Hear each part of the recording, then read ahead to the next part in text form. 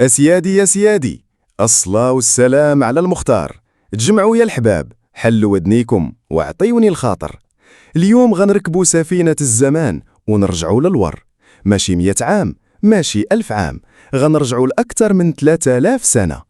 في داك الزمان واحد القوم سميتهم الفينيقيين، ناس ديال البحر والتجارة، جاو من الشرق، من بلاد كنعان اللي هي لبنان وسوريا ديال دابا.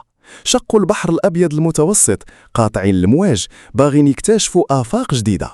وصلوا لشواطئ المغرب ديالنا، ولكن السؤال اللي كيطرح راسو، شنو لقاو هاد الفينيقيين فاش نزلوا في هاد الأرض السعيدة؟ بزاف د الناس كيصحاب ليهم الفينيقيين لقاو الخلا والمنداف. لا سيادي، الفينيقيين ملي نزلوا في هاد الأرض، وتحديدا في هذيك الفترة اللي بين القرن الثاني عشر والقرن الثامن قبل الميلاد، ما لقاوش أرض خاوية ولا ناس عايشين غير هكاك بالصدفة. لقاو المور ولا الأمازيغ، الرجال الأحرار، سكان المغرب الأصليين. لقاو شعب ضارب جذوره في التاريخ، مجتمعات منظمة ومستقرة.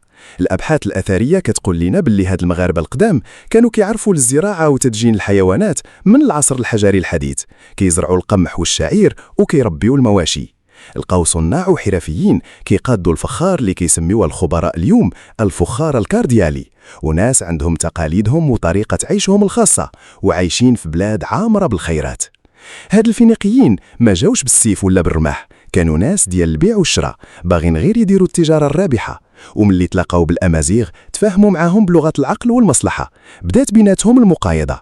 الفينيقيون جابوا معاهم الزاج والتوب وديك الصباغة الأرجوانية الفاخرة اللي كانوا مشهورين بها، وبداو كيبادلوها مع المغاربة القدام بالخيرات ديال البلاد، بحال العاج، ريش النعام، جلود الحيوانات والمعادن اللي كانت في جبال الأطلس. هادشي خلى العلاقة تكون زوينة، مبنية على الاحترام والتبادل التجاري، وماشي على الحرب والدمار. ومع الوقت وباش هاد التجارة تزيد تكبر وتزدهر، أسسوا الفينيقيين بالتعاون مع الأمازيغ مراكز تجارية على الساحل، اللي ولات من بعد مدن تاريخية عظيمة. شكون فينا ما كيعرفش ليكسوس حدا العرايش؟ هذه راها من أقدم المدن في المغرب وشمال إفريقيا كاملة. ولا تينجيس اللي هي طنجة العالية.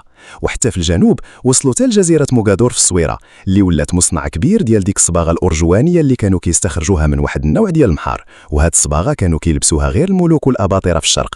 هاد المدن ولات نقطة تلاقي بين حضارة الشرق وحضارة الأمازيغ هنا في المغرب، وتخلطت الثقافات وبدا التأثير والتأثر، وهذا الشيء أسس لتاريخ عظيم ومجيد. إيوا شفتوا سيادي، الفينيقيين وصلوا ولكن لقاو ناس واقفين على الصح، لقاو حضارة وثقافة قابلة للتطور. وهذا التلاحم السلمي والتجاري هو اللي خلى بلادنا من ديما أرض ديال الانفتاح والتعايش وتلاقح الحضارات. المغرب من نهاره الأول وهو قنطرة دايز منها الخير، وتاريخه مكتوب بماء الذهب. وهنا كتسالي حلقتنا اليوم، والله يرحم من قرا وعلم، واللهم صل على النبي وسلم.